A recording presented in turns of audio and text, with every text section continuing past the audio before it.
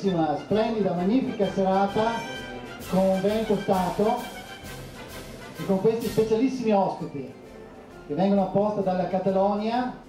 La portavoce della European Partnership for Independence per la Catalogna, signorina Anna Arche.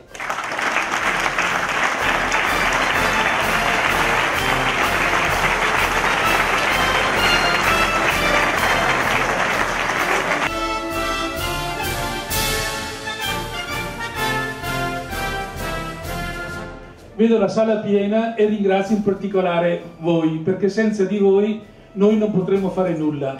Però mi piace questa sera lanciare un messaggio.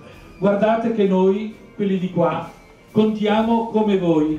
Da noi nel nostro movimento, io ho l'orgoglio e l'onore di aver fondato, insieme a tanti altri amici, il movimento Veneto Stato.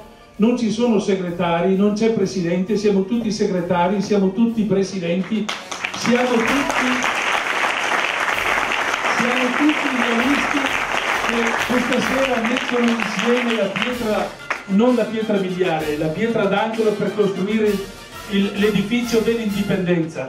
Dobbiamo lavorare tutti insieme, essere apostoli di questo movimento che non è un movimento politico per me, ma è un movimento che porta avanti l'ideale più grande che può avere un popolo, che è quello della libertà. Auguro a tutti buon lavoro.